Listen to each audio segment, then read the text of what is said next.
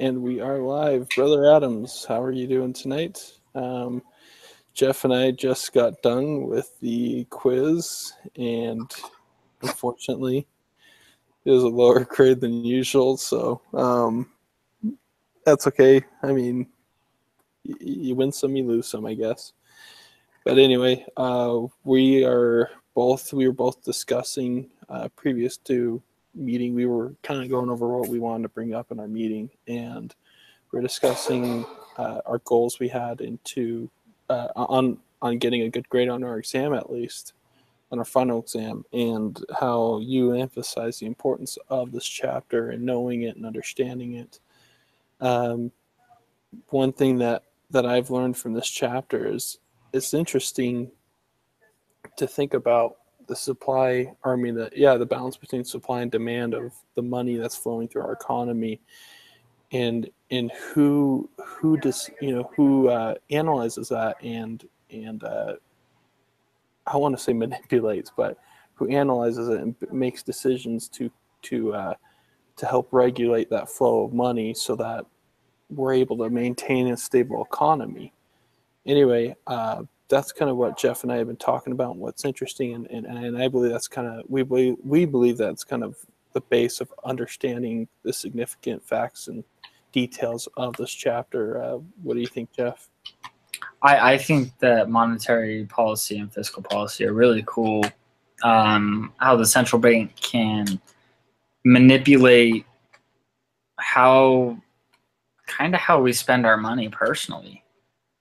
You know, they can change interest rates and everything, so to incentivize us to either invest or not invest at a certain time on what's best for the economy. I think that's just really cool. I think it's really weird that we didn't do so well on the test, considering how interesting the monetary and fiscal policy is. I think that this chapter has a lot of information that it's just hard to retain all of it, you know. Mm-hmm.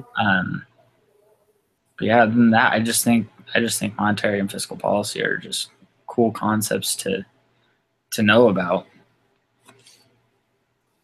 Yeah, it just helps us understand the why of why do interest rates rise? Why do we need to know about the Federal Reserve? Why do we need to know about monetary and fiscal policies? It's because it affects us, and it can really help, kind of like you said, stimulate the economy and help improve our performance by incentivizing us and other businesses to find ways to motivate and innovate each other, and innovate ourselves to come to new levels of technological advances and production, therefore emphasizing the specialization of labor in our economy. So anyway,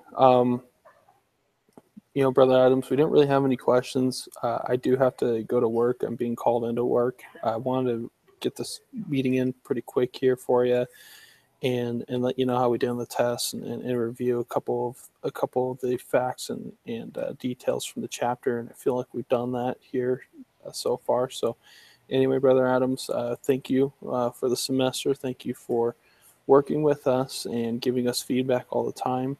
Appreciate you. And Jeff, did you have any other comments before we go?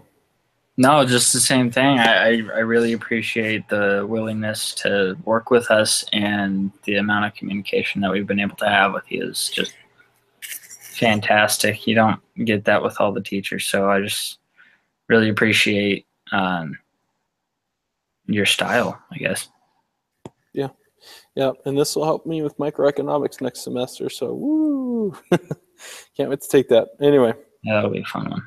Yeah, that's what I've heard. So, all right, thank you so much, Brother Adams, and we're going to go ahead and close out this meeting.